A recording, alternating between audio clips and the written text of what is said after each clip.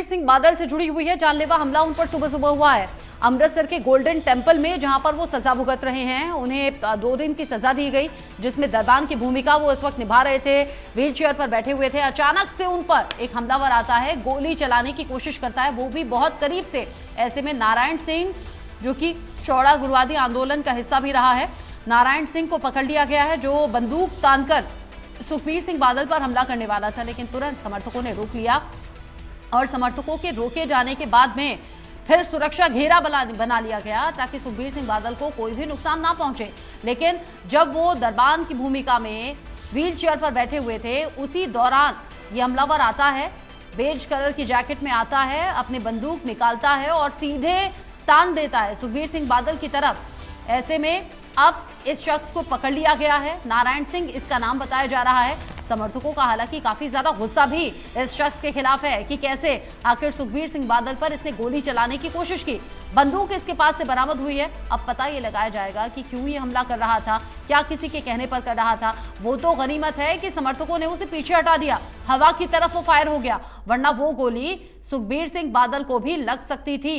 अभी बंदूक बरामद कर ली गई है और इस शख्स से सख्ती से पूछताछ चल रही है। आखिर इसकी क्या दुश्मनी रही, ये भी पता लगाने की कोशिश हो रही है कि किस तरीके से इसने सुखबीर सिंह बादल पर हमला करके क्या जान लेने की कोशिश की।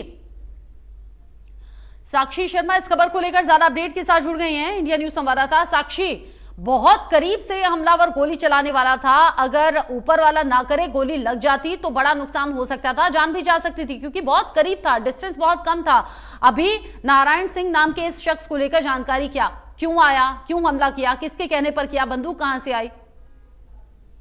जी बिल्कुल, देखिए आपको बता दें कि अमृतसर स्थित गोल्डन टेम्पल में बुधवार को सुबह पंजाब के पूर्व डिप्टी सीएम सुखबीर सिंह बादल की हत्या की कोशिश की गई, उन पर गोली चलाई गई। और आपको बता दें कि जो हमलावर था उसकी पहचान जो है वो चौड़ा के रूप में हुई है, नारायण सिंह चौड़ा, जो कि गुरदासपुर के डेरा बाबा नानक का रहने वाला है। और आपको बता दें कि ये दल खालसा का मेंबर है और एक खालिस्तानी मिलिटेंट भी है। आपको बता दें कि कई पुराने इन पर केसेस भी चल रहे हैं, कई मुकदमे इन पर चल रहे हैं, जिस तरह वेपन्स की स्मगलिंग करना पंजाब में, इस तरह की चीजें हैं, खालिस्तान को लेकर जो एक माइंडसेट है वो फैलाना। तो एक ये माइंडसेट जो है ये कहीं ना कहीं सुखबीर सिंह बादल के शुरू से ही एंटी रहे हैं तमाम जो खालिस्तानी दल है, क्योंकि इनकी कहीं ना कहीं एक अप्रोच रहती है कि एक पंथ के तौर पर आगे बढ़ना, सिर्फ सिक्खी को लेकर आगे बढ़ना।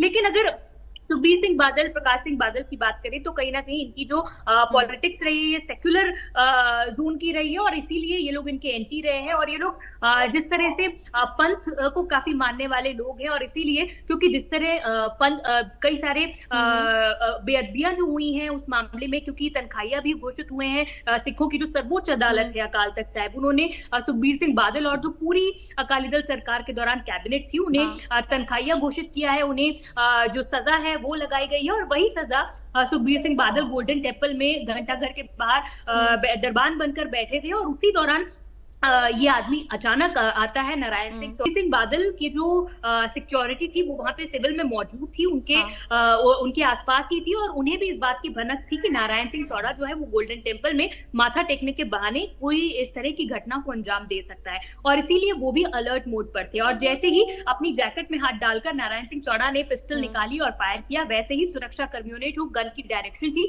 वो ऊपर कर दी, जिससे जो गोली थी वो जाकर गोल्डन टेम्पल की दीवार पर लगी। ये तो गनीमत की बात है कि गोली लगी नहीं सुखबीर सिंह बादल को। अब किस तरीके से समर्थकों ने उसे पकड़ा या फिर कैसे पुलिस के हवाले किया और पुलिस आगे तफ्तीश कैसे करी है, ये भी बताइए। साथ ही साथ मुझे बताइए कि जिस मामले में सुखबीर सिंह बादल को ये 2 दिन की सजा गोल्डन टेम्पल में मिली है, उससे भी कनेक्शन है क्या? मतलब राम रहीम को माफी देना या बेअदबी का मामला, इसलिए भी नारायण सिंह हो सकता है कि गुस्से में ऐसा करने के लिए पहुंचा हो?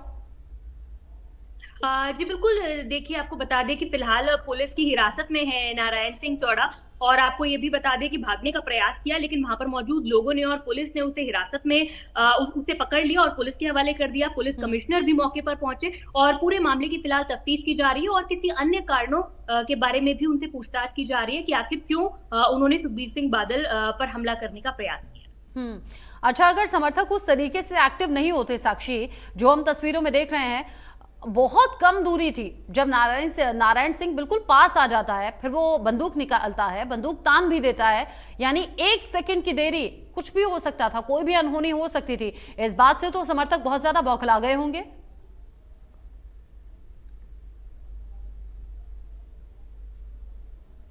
साक्षी, जी, आपके सवाल आप दोहराएंगे? साक्षी, मैं कह रही हूं कि बिल्कुल 1 सेकंड की देरी से सुखबीर सिंह बादल बच गए हैं। अगर 1 सेकंड की देरी हो जाती, बंदूक का रुख अगर नहीं मोड़ा जाता, तो बड़ी अनहोनी हो सकती थी। ऐसे में जो समर्थक साथ में मौजूद थे सुखबीर सिंह बादल के, उनमें तो बड़ा गुस्सा, बड़ी नाराजगी होगी इस घटना के बाद। जी बिल्कुल, देखिए आपको बता दें कि अगर सुरक्षा कर्मी चौकस नहीं होते और उन्हें अगर इस बात की भनक नहीं होती कि नारायण सिंह चौड़ा जो है वो इस वक्त गोल्डन हाँ। टेम्पल में मौजूद है, तो एक बड़ी अनहोनी जो है वो हो सकती थी। सुखबीर सिंह बादल को चोट पहुंच सकती थी, और लेकिन सुरक्षा कर्मियों को इस बारे में जानकारी थी और वो भी चौकस थे, और इसीलिए जो डायरेक्शन था वो जल्द से मोड़ दिया गया, जिस वजह से सुखबीर सिंह बादल बाल बाल बच गए। लोगों में गुस्सा है, रोष है। सुखबीर सिंह बादल को तुरंत ही इस घटना के बाद सुरक्षा घेरे में ले लिया गया था। हाँ। और फिलहाल वो अभी गोल्डन टेम्पल में है, अपनी सजा जो है वो काट रहे हैं। लेकिन अगर गोल्डन टेम्पल के बाहर की भी बात करें तो सुरक्षा व्यवस्था जरूर पुलिस और प्रशासन की गोल्डन टेम्पल के आसपास बढ़ा। ठीक है, शुक्रिया आपका साक्षी शर्मा, ये सभी जानकारी दर्शकों तक पहुंचाने के लिए। आगे जो अपडेट होगा, यानी कि पुलिस इन्वेस्टिगेशन में जो बातें सामने आएंगी, आपके जरिए दर्शकों तक पहुंचाएंगे। शुक्रिया आपका। आगे बढ़ेंगे। उपराष्ट्रपति जगदीप धनखड़ ने केंद्र सरकार से सवाल पूछे हैं। ये सवाल किसानों से जुड़े हुए हैं।